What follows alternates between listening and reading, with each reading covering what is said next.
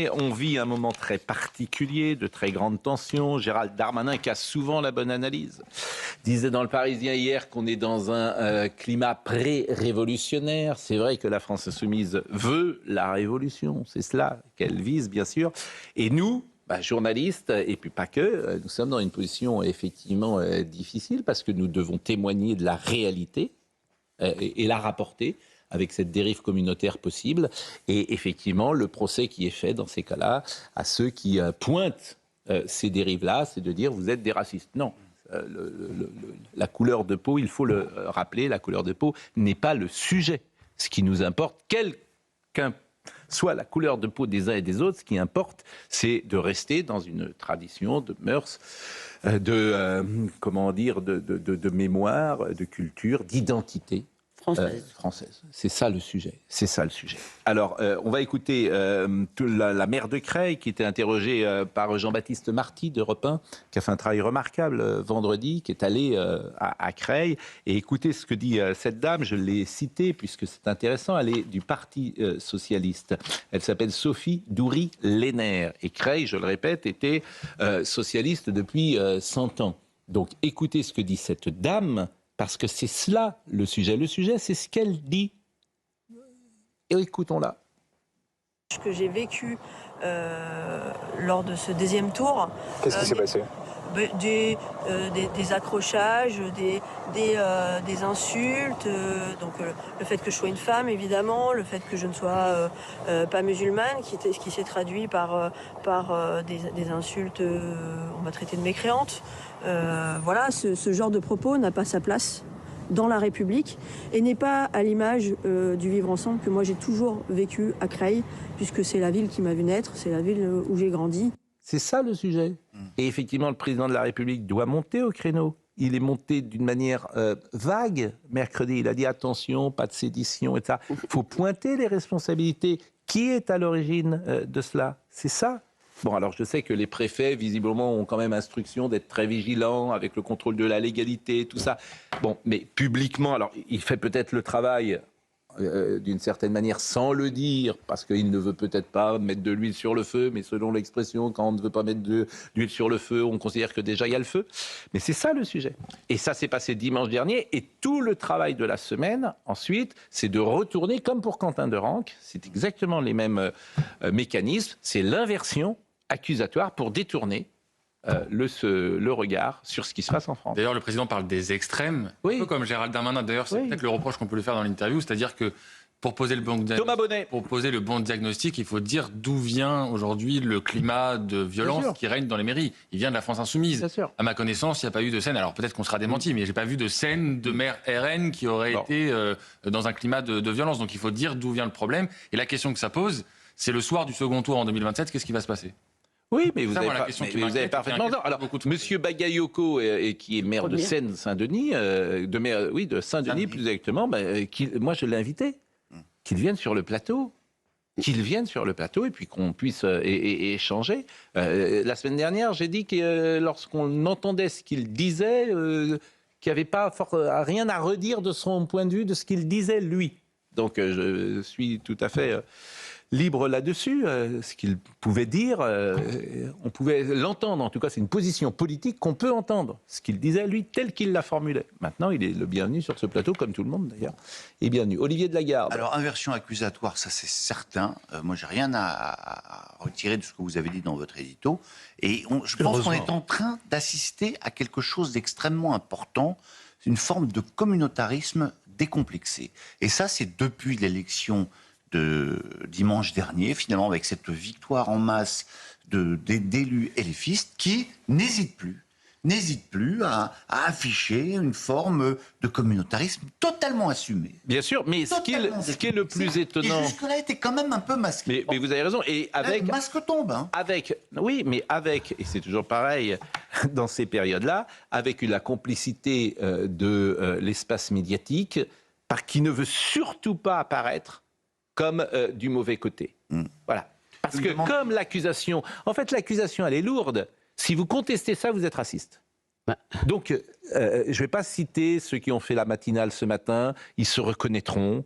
des présentateurs de la matinale et que j'ai entendu. Effectivement, tous ces gens-là sont sur une ligne. Ils ont bien compris le message.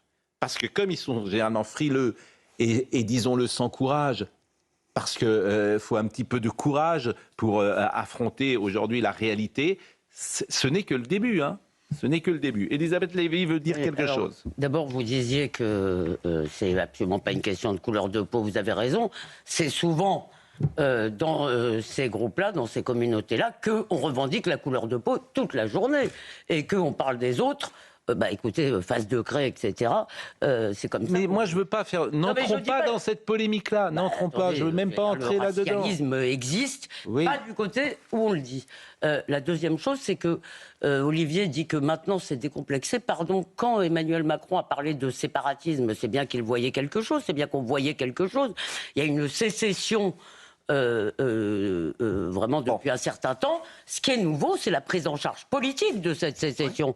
Mais jusque-là, et on est suicidaire, parce qu'on a tous les signes, et on va dire dans 10 ans, on avait vu en 2026. Non, mais c'est le maire... La Nouvelle-France, là, qui est portée par Mélenchon, elle est, voilà, c'est un concept qui est assez nouveau dans le spectre politique français, même si l'idée, elle était là depuis très longtemps. Mais là, elle est absolument annoncée et totalement décomplexée. Avançons. Il n'y a pas de Nouvelle-France. La France existait avant nous, elle existerait après nous. La France, elle est millénaire, mais il y a des nouveaux Français. Mais il n'y a pas de Nouvelle-France. Et finiront par créer une Nouvelle-France. Bon. Vous avez un côté vieille France. Moi, vieille François, non, c'est pas ce qui me caractérise. Franchement, c'est pas. On peut dire beaucoup de choses, mais pas ça. Bon, alors écoutez ce qui s'est passé, par exemple, à Moncontour. Moins de 2 semaines après avoir été élu, Olivier Pellan, le maire de Moncontour, dans les Côtes-d'Armor, a demandé sa démission dans la nuit de samedi à dimanche. Sa maison a été taguée. Quelques jours plus tard, son véhicule a été dégradé, etc. Cette violence-là, moi, je trouve que M. Nunez, par exemple, ministre de l'Intérieur, il devrait être à Moncontour. Pourquoi pas ? Ça, ce serait intéressant. Je pense que ça serait sa place, symboliquement. C'est-à-dire de la même manière qu'on avait dit ce qui s'était passé à Lyon, le ministre de l'enseignement supérieur a dû se déplacer. C'est ça. Je trouve que symboliquement, il y a des gestes qui peuvent être importants. Vous voyez, en tout cas, le sujet de Sarah Fenzari. Des tags sur les murs, une voiture rayée et en quelques jours, le mandat de ce maire a été brisé. À Moncontour, dans les Côtes-d'Armor, Olivier Pellan, fraîchement élu, est victime d'intimidation. Dégradation des tags sur mon domicile. Mon véhicule qui était stationné en mairie a été vandalisé. Sur ces images, le nombre 30 000 et une phrase « Maire OGEC » pour l'organisme de gestion de l'enseignement catholique, en référence à une subvention que le maire a allouée à une école privée. C'est une subvention qui existe déjà depuis plusieurs mandats pour que l'école soit viable. Une école qui a, elle aussi, été vandalisée. C'est à cet endroit qu'on a découvert un tag en référence à la somme que la commune verse à l'école catholique. Dans les rues de Moncontour, petit village de 700 habitants, c'est l'incompréhension qui domine. Il n'y a pas lieu d'avoir d'animosité, d'agressivité dans cette cité, quoi. Moi, je trouve ça honteux, surtout pour une commune de cette taille-là. Après seulement 12 jours en fonction et déjà 2 plaintes déposées, Olivier Pellan a décidé de démissionner. La mairie organise un rassemblement aujourd'hui à 18h pour soutenir celui qui a été élu avec plus de 53% des voix. Alors écoutez Vincent Jeanbrun qui était assez intéressant, même très intéressant et courageux hier sur l'antenne de CNews et d'Europe 1. Et écoutez ce qu'il a dit sur ces violences-là. Il y a une brutalisation de la vie politique qui est sidérante, qui est effrayante et qui va nécessiter une réponse extrêmement forte de la part, non pas juste de l'État, mais de 100% de notre société. On ne peut plus tolérer cette violence qui devient une violence naturelle. C'est-à-dire qu'on a l'impression que c'est concomitant à la vie politique. Vous savez, ça me rappelle ce qui s'est passé à l'époque dans le foot avec un sport qui réunissait et qui rassemblait, et puis petit à petit qui est devenu parfois un lieu de conflit avec des hooligans, et on ne pouvait plus avoir un match de foot de grands clubs sans que derrière il y ait des violences inouïes. Et bien on a l'impression que c'est en train de toucher la vie politique. Monsieur Coquerel, d'ailleurs, a pris la parole et on va voir ce qu'il a écrit, le dirigeant de la France Insoumise, Éric Coquerel, qui, hier, j'étais à Saint-Ouen pour le maire qui a été réélu. Il y a eu des huées sur la candidate de l'opposition qui est de mon parti. Il y avait une 50aine de personnes en train de huer et je n'ai vu personne en faire des caisses, a-t-il dit. Vincent Jeanbrun, qui est revenu sur ce qu'il appelle la France McDo et sur laquelle il n'est pas forcément d'accord. Moi, je n'aime pas la France McDo, c'est-à-dire la France venez comme vous êtes. J'aime la France qui dit, ben voilà, il y a une histoire, il y a un parcours, vous avez le droit de venir de partout. Non, on vous regarde pas en fonction de vos origines, votre religion, votre couleur de peau, vos orientations sexuelles. Par contre, on va vous regarder en fonction de votre comportement. Est-ce que quand vous venez dans notre pays, vous avez envie de participer à l'effort collectif pour faire réussir ce pays ? Ça, c'est un discours qu'on aimerait entendre davantage. Mais quand je vous parlais de l'inversion accusatoire, je vais vous faire écouter ce qu'a dit Jean-Luc Mélenchon, qui a été repris par personne dans l'espace médiatique quand il a parlé des Français tout blancs, tout moches. Des blancs tout moches. Mais la phrase, vous allez l'entendre entièrement. Il a bien fallu un jour qu'il y en ait un ou deux qui se mettent debout sur ses pattes à l'autre bout du continent africain pour qu'à la fin, vous soyez ici en train de faire les malins, tout blanc, tout moche que vous êtes. Ça, c'est Jean-Luc Mélenchon. Si quelqu'un d'autre que lui dit ça, qu'est-ce qui se passe dans l'espace médiatique ? Je vous pose la question. Qu'est-ce qui se passe dans l'espace médiatique ? Écoutez, Jean-Luc Mélenchon, c'est pas moi qui le dis, c'est lui. Pourquoi, a priori, ça serait nul ? Je veux dire, il a même bien fallu qu'il y en ait un jour un ou une qui se mette debout sur ses pattes à l'autre bout du continent africain pour qu'à la fin, ici, vous soyez en train de faire les malins, tout blanc, tout moche que vous êtes. Bon. C'est quand même intéressant. Donc on est dans cet espace médiatique. On est dans cet espace médiatique qui est dominé par l'extrême gauche depuis 50 ans. C'est très intéressant d'ailleurs de voir les rayons et les ombres de ce point de vue-là, et de voir ce qui s'est passé au moment de l'épuration. Et qui faisait, parce que c'est toujours la même chose, la terreur 93, l'épuration, qui sont les responsables et qui allaient tuer les uns et les autres et régler des comptes. Qui Mais surtout, ils nous mettent dans un piège, parce que là, ils sont en train de dicter l'agenda politique, la France Insoumise, avec le concept de Nouvelle-France dont vous avez parlé. Je pense aussi qu'il y a quand même un gros crachat au visage de tous nos compatriotes qui, eux, ont fait l'effort de s'assimiler, qui sont tout à fait assimilés, qui mènent leur vie tranquillement, et que certains essayent toujours de ramener à une forme de communautarisme. Je pense que c'est un piège qui est tendu volontairement par l'extrême gauche et dans lequel il ne faut pas tomber. Et je pense qu'il faut faire attention, en effet, à ne pas leur laisser le monopole de l'agenda politique et du timing politique qui est le leur en ce moment. Richard Millet qui n'a pas pris la parole. Je pensais à ce que m'a dit ma fille ce week-end à propos de Mélenchon. Je lui posais la question de savoir si dans son milieu, qui est un milieu, disons, de professionnels assez, disons, huppés, il y avait des gens qui votaient Mélenchon. Elle m'a dit oui. Elle m'a dit, ce ne sont pas des gens qui sont, comment dirais-je, imbus d'eux-mêmes, ni qui agissent par militantisme. Simplement, ils sont dans le romantisme. Et ce romantisme apporte des voix aussi à Mélenchon. C'est-à-dire, notre génération peut-être fantasmée, pas moi, sur Che Guevara et des gens de ce genre. Là, c'est Mélenchon. Je préfère Guevara, ça a plus de panache que Mélenchon. Il a plus tué quand même, pardon. Non. Il a plus tué. Non, mais moi, je pense que vous avez parfaitement raison. La gauche bénéficie, l'extrême gauche, de cet élan romantique qui l'accompagne depuis 2 siècles. Vous avez raison. Et si je peux me permettre une anecdote, rassurez-vous, je ne veux rien dire de... J'ai vu ce matin que même la mendicité dans les transports en commun devient communautaire. C'est-à-dire qu'il y avait un homme qui mendiait avec une pancarte en arabe. Avec, je traduis, Ana Muslim, je suis musulman, donnez-moi, etc. C'est rare, c'est la première fois que je vois ça. Mendicité communautariste. Bon, je ne sais pas si ce terme, je le reprendrai à mon compte, forcément, mais parce qu'il est peut-être étranger, tout simplement, et c'est pas communautaire, il est peut-être étranger, sans doute l'est-il d'ailleurs. Bah oui, c'est une... de s'exprimer en arabe, c'est assez... Bon, il s'adresse aux gens qui parlent arabe. Voilà, il s'adresse... et il est étranger.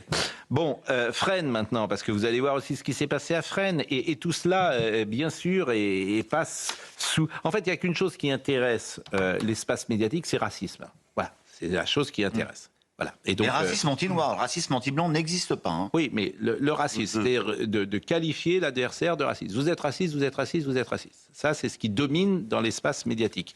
Et avec ça, on se pose pas... Les propos de Mélenchon sont racistes.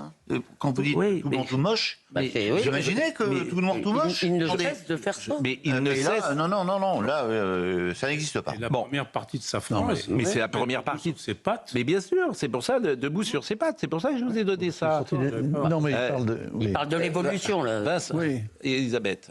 Oui, non, il parlait effectivement, il faisait allusion à l'homme de Tournai, vous savez, il y a 7000 ans, on a trouvé dans le désert du Tchad des ossements qui montrent, qui est établi que c'est à ce moment-là que le bipède est devenu un bipède, justement. Bon, c'est à ça qu'il fait allusion. Mais vous savez, Mélenchon, c'est notre Trump à nous.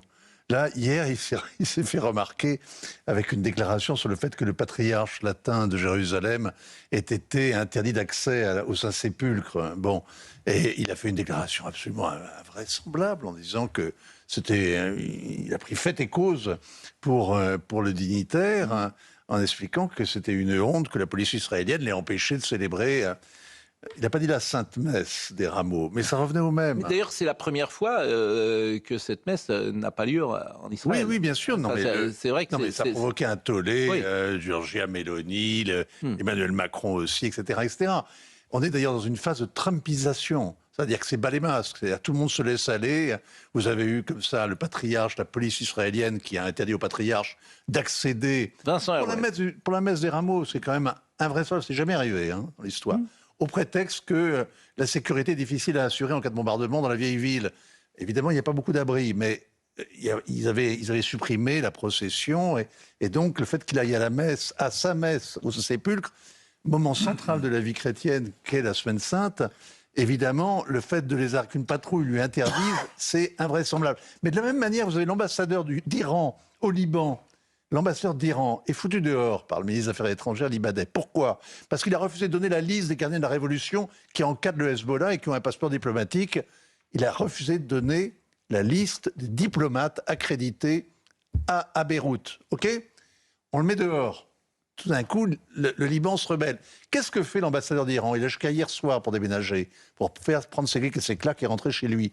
Eh bien, il dit non, je vais rester. Parce qu'il y a une partie de l'opinion au Liban qui veut que je reste. Le Hezbollah, le Hamas. Donc je reste. On n'a jamais vu ça dans l'histoire. On n'a jamais vu ça dans l'histoire diplomatique. Deux cas incroyables où vraiment on se croit tout permis et on fait ce qu'on veut. On se laisse aller. Vous avez raison de rappeler que nous sommes entrés dans la Semaine Sainte. Le dimanche des Rameaux, c'est l'entrée de Jésus à Jérusalem 6 jours avant. Oui, on n'en est pas aux policiers de jeter leur manteau sous les pieds du patriarche. C'était et de le laisser passer. C'est assez savoureux, effectivement, d'entendre l'extrême gauche qui défend quand même les catholiques. Non, en fait, ils veulent attaquer Israël. Par ce biais-là. Oui, évidemment. Évidemment, ça ne vous a pas échappé. Évidemment, vendredi, samedi, dimanche, c'est les 3 jours les plus importants pour tous les catholiques du monde entier. Faut le rappeler d'ailleurs, c'est le moment de la résurrection qui est le plus important, bien plus que la naissance. Exactement, c'est la plus grande fête chrétienne.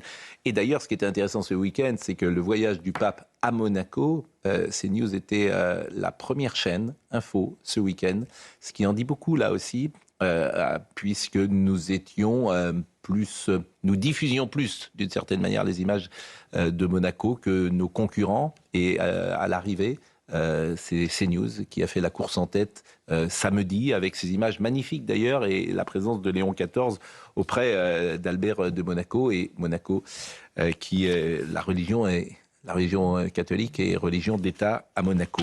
Ouais. Et c'est intéressant. Et comment? Cas unique du Doubs. Alors Fresnes, voyons Fresnes, parce que c'est pareil Fresnes. Alors que le nouveau maire de Fresnes, Christophe Carlier, a été officiellement élu ce samedi 28 mars, la mairie a été saccagée. Pardon. S'il vous plaît, écoutez, franchement, Olivier de Lagarde... Oui.